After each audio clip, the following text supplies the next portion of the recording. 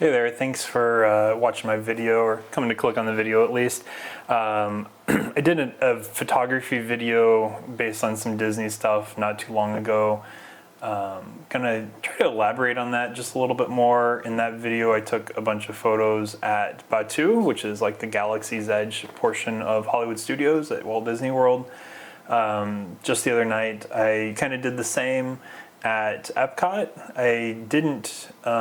I focused on the Mission Space area and the Guardians of the Galaxy area, and of course the epic Spaceship Earth with the new lighting. I say new, over the past couple years, lightning on the, well, I like to refer to it as the big ball. But anyways, so I've got a bunch of pictures. I'm going to cycle through those here real quick and just kind of go over each and every one of them, as well as some tips that I've learned in doing this. I've been doing photography for probably the better part of 20 years now, but for fun. I've never done it like professionally. I've done a bunch of underwater photography. I'm a scuba diver instructor, and I do underwater photo, and I like landscape stuff. I'm not necessarily a people person portrait type photographer, but I like taking pictures of pretty things. So yeah, I'm kind of go through those. So I've got about 12 photos that I took just the other night, again at EPCOT. So Mission Space, a couple Guardians of the Galaxy, and then I think, the rest of them, yeah, all the rest are Spaceship Earth. So pretty cool. Like every one of them's different. Nice thing about Spaceship Earth is they do change the color of it. Specifically, so the Epcot closes at 9 p.m. right now. They have Epcot Forever as the current fireworks show, and then around 9:30, 9:40. So they turn the ball back on right at 9:10, right as the fireworks show is over. But then around 9:30, 9:40, they start cycling through different colors and different patterns. So if you stay a little bit, you get to take advantage of that. There are people walking out of Epcot till dang near 11 o'clock. I don't recommend anybody stay like way past hours, of course, but if there's still people filtering out, I don't necessarily see so much of a problem with it. So kind of gone through those photos just real quick, and I'm going to start talking about them a little bit. So again, in my other video I talked about the different aspects of what a good camera is a little bit, and what it takes to get a good photo, especially the stuff at night. I'm not going to go into all the details. I'm not going to talk about all the different cameras that are out there. I shoot with a Fuji X-T4. It's now been replaced with the Fuji X-T5. I picked this camera, because it takes good video as well as photo. It's a good hybrid camera, and it's an APS-C sensor, so the whole camera in and of itself is slightly on the smaller side than a lot of the full frame stuff. So kind of a little bit of benefit there. Would I have liked to gone full frame? Sure. There are a few downsides, size, lens size, that sort of thing. But I mean, it's a personal choice. I really wanted to be able to shoot 4K 60 video without like just absolutely killing my budget with a decent size sensor, and so the Fuji X-T4 is where we landed on this.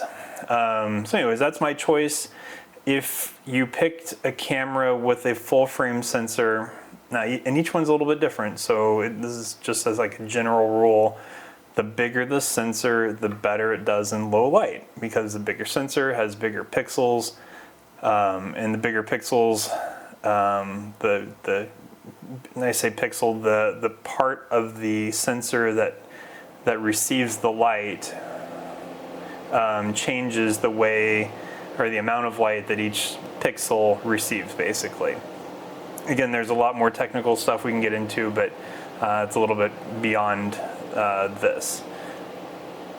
Okay, so the camera obviously is part of it. The next important part is the lens. So the f-stops, again, there's a ton of information on the web about this, but the basics are that the bigger the f number, the less light it lets into the sensor. So a lot of cameras, what we call the kit lens, are usually like an f4 or an f3.5. And as they zoom in, that aperture gets even a little bit smaller, so maybe 5.6, that sort of thing.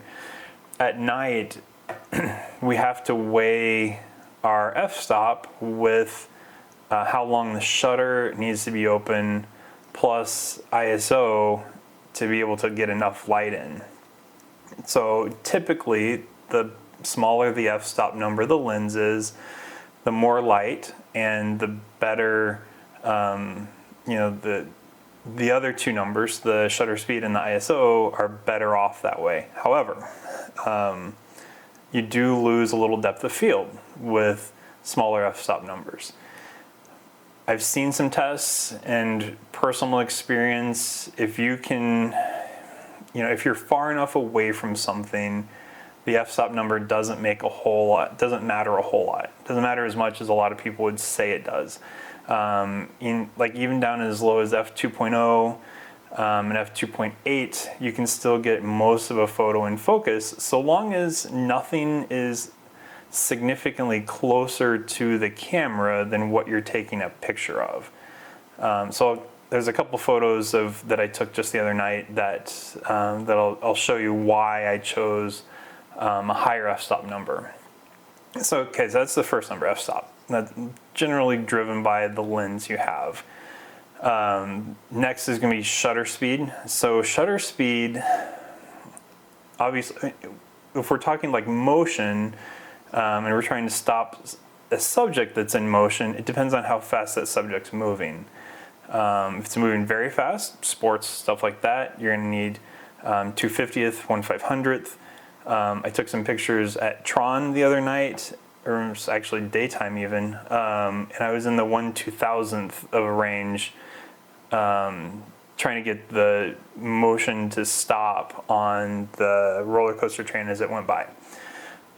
However, at night, if you're shooting a bunch of like landscape type things like I have and like I'm going to be showing, you can get away with a much, much slower shutter speed. And the shutter speed is going to be basically based on like what your movement, not necessarily the movement of the subject, because there isn't a subject that moves in most of these pictures. So I can hand hold down to 1/15th or 1/30th and still get pretty crisp photos. But two things that kind of help with that. One is I'm just steady, and I've been doing this long enough to be able to click the button without jerking the camera, so it takes a little bit of practice to do that. And then the second is technology. My camera, my X-T4, does have what they call IBIS, so in-body image stabilization, so that certainly helps. Some sensors, or some lenses also have OIS, or optical image stabilization. That's in the lens. The 16mm Fuji that I normally shoot with does not have that. The 12mm that I just got does not have that either. So it's all of my photos are in-body image stabilization only. But it does help, because again, I've shut down to 1/15th without an issue. So then the next thing to take into consideration is ISO, right? So ISO is basically turning up the sensitivity or down the sensitivity of the sensor itself inside the camera. The lower the number, as low as like ISO 60, ISO 100, obviously that means the sensor is least sensitive, but it also means there's less noise in the picture, in the final product. There's less grain. As you go up, you increase the amount of grain. Now how much that affects depends on the camera that you're using. Some cameras are great at ISO 1600, 3200, even 6400. Right now, as I'm shooting this, I'm looking at the ISO on the screen and it says it's ISO 10,000. Now I wouldn't want to do 10,000 necessarily in a photo if I can avoid it, but in video a lot of times you can get away with it. I guess I could turn on some more light. That would make make a big change. But anyways, yeah, so ISO 10,000, this video is currently. But in photos, I try to stay 6400 kind of as a max, and I like to be around 3200 because the grain is really manageable. In my Fuji, there's other cameras that do better and have less grain at even higher ISOs, and there's other cameras that are worse. So it just kind of depends on the camera. Please do that research prior to purchasing a camera, obviously. Okay, so one thing that can change the game a little bit with some of this is the addition of the ability to use a tripod. So if you need extremely long shutter speeds, longer than you can comfortably handhold without causing blur basically in the photo, then a tripod is kind of your go-to. Disney does allow tripods. They say it has to fit in a backpack. I don't know what that necessarily means. There's some really big tripods that fit in backpacks. So, I mean, obviously you don't want to be obtrusive to other people. You want something that you can fold up really quickly and stuff away if you need to move. So just keep that in mind that, that they are allowed. However, just be cognizant of others around you. You can also use a monopod. It's not perfect. It's just like a tripod would be, but at least give you some, some steadiness, basically. I have a monopod. I'll be honest, I don't use it as much as I used to, like hardly ever. And I don't carry a tripod to Disney. The best I might carry to Disney is the small little tripod that I'm shooting from right this second. I'll show you. It's just a little sun pack with a ball head. It's total about, 12 inches or something like that tall. Anyways, so yeah, tripod is an option too. There's some tricks if it's something that's super sensitive. You're gonna long shutter speeds. Set your camera to like a 2-second delay so you can press the button and back away, let it take the picture. You won't be moving it that way. That's kind of important because if steadiness is a factor, and it usually is, then keep that in mind as a quick little trick. And I think that's about all I have, really. Aside from that, it's just composition, which I can't teach you. My composition may not even be the best sometimes anyways, so we'll get straight into looking at some photos here.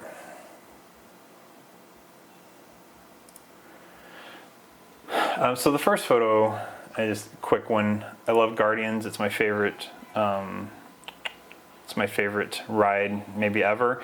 It's just a quick shot that I took in the queue.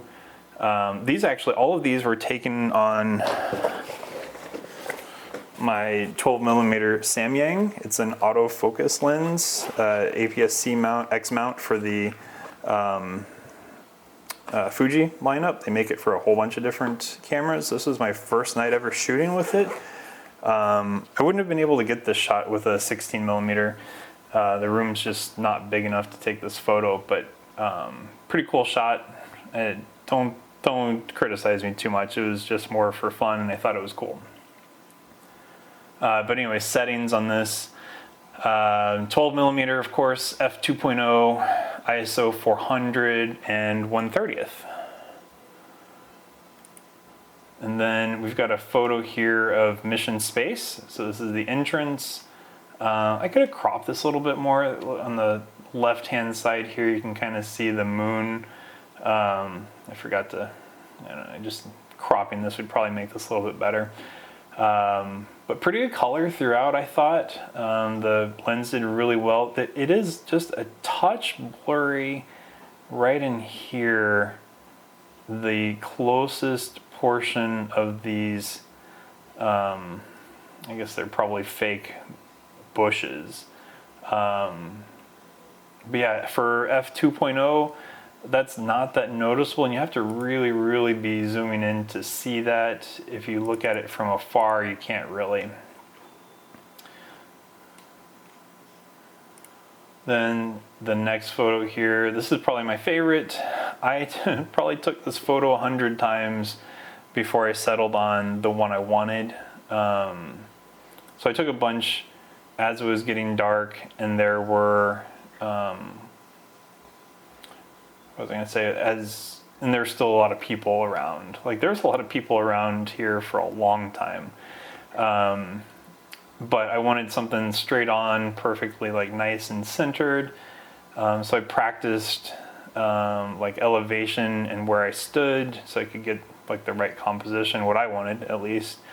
And then I still, even then, after everything was all said and done, I didn't even see these people until after I'd, we'll say, developed the photo. But on the left-hand side of the building, there's a couple people standing underneath one of the umbrellas. And then on the right-hand side, it's a little overexposed, but way back in the back, there's some people there with the stroller. And there's even a person, looks like probably emptying the trash cans. So either way, not stuff that you really see until you zoom in on this photo. But I like it. Like, the color, I think, is just great. The next photo is similar area, obviously off to the side. This is where the PhotoPass photographer usually stands. So if you get a, if you have the PhotoPass with Disney, you can get them to take your picture with the Spaceship Earth in the background, and of course the star, what are they called? Star Hopper, I can't remember what they're called. Anyways, this ship from Guardians of the Galaxy. So the this particular photo, last photo, let me go back. Last photo was taken ISO 2500, f2.0 and 1/40th of a second. No editing done in this, just exposure and stuff in Lightroom. But then back to the ball, sorry. So this particular shot, same thing, I practiced this a bunch. And then I wasn't even thinking about the monorail, and I saw it coming, so I shot a whole bunch and hoped for the best. I was hoping the monorail would look good. I think it turned out all right. This particular shot, ISO 5000, f2.0 still, but 1/100th of a second. I did change to a faster shutter speed, so that so the monorail wouldn't be blurry. I knew I was comfortable hand holding it at even slower shutter speeds, but I wanted the monorail to be not crazy blurry. So anyways, I had to up ISO in order to get that. But overall, I thought it turned out pretty well. Now the rest of these photos are all of Spaceship Earth from a number of different angles. All right, so let's talk about the first picture of this Spaceship Earth, or the ball. So this particular photo, ISO 640, 12 millimeter, of course, f2.8, and 1/50th of a second. So with this Spaceship Earth, there's quite a bit of light. Like, it still feels dark around there, but there's quite a bit of light coming from it by itself. So I wanted to get ISO down, so I did. 640 is a great number. F2.8, I was able to open up the aperture just a little bit. So this lens, the Samyang is a f2.0. So I was able to open up the aperture just a little bit better depth of field, so I could get the palm tree and the pole light that's close to me here, as well as everything to the ball. Now, things beyond the ball are a little bit maybe out of focus. It's hard to tell because you're really at that edge of being able to tell if it's just because the resolution's not high enough or a focus issue. But anyways, yeah, so was looking good here, and these are in the order that I took them, so you can kind of see the progression of the colors as it gets darker, or as it gets lighter, I guess. So same basic picture here. There's a little bit more exposure here. So ISO 640, f2.8, 1/50th. So on this, I think I just brought up the exposure, just a little bit. So I brought it up in Lightroom just to make it a little bit brighter, so you can see just a little bit different idea of how it looks basically. And then moved around to the front of Spaceship Earth here in front of the, gosh, I forget what these things are called, but these were like the original display in front of Spaceship Earth back from when EPCOT first opened, and evidently they were gone for the longest time and they've been back. So I wanted to include them. Obviously, this particular photo, because I had something close to me, which were these, I don't know if they're glass or whatever this display is up front here, but it was much closer to me than the ball. So I had to get f-stop much higher. So I went to f5.6 for this particular photo. But doing that meant I also needed to increase the ISO. So I went to ISO 3200, and this was also shot at 1/50th of a second. See a little bit different color than the last photos, and then we'll go to the next one. So similar color, this one's shot straight on, basically the same settings, ISO 3200, f5.6, 1/50th. You can see how wide the lens is here. There's a touch of distortion you can kind of make out in the flagpoles and the sides. The flags were moving on this side, and you see it's a little blurry for the 1/50th to catch that without blur, but overall I don't think it hurts the image a whole lot. And then, so this is much darker, it's a much darker color. So the lights weren't shining on the ball. So in these first photos, they have auxiliary lights that shine on the ball also, as well as the lights from the ball itself. And in these photos, or in this photo, there is no, or if there is, it's a really light blue auxiliary color that's shined on the ball. And then of course the colors themselves are much lighter. So this particular photo, ISO 400, f5.6, 1/50th. I did bring ISO down, so this is naturally a little darker just because of my settings, because I wanted this kind of this aesthetic, but there was a lot less light being shined on the ball. You can tell that just increasing the exposure on this would not bring all the color back. And then moving on to the 10th photo here, similar, but in this case, again, similar numbers to ISO 640, f5.6, 1/50th. You can see that there's a little bit color that's starting to show up instead of just the blue lights. So there's a little bit of color that comes off of those.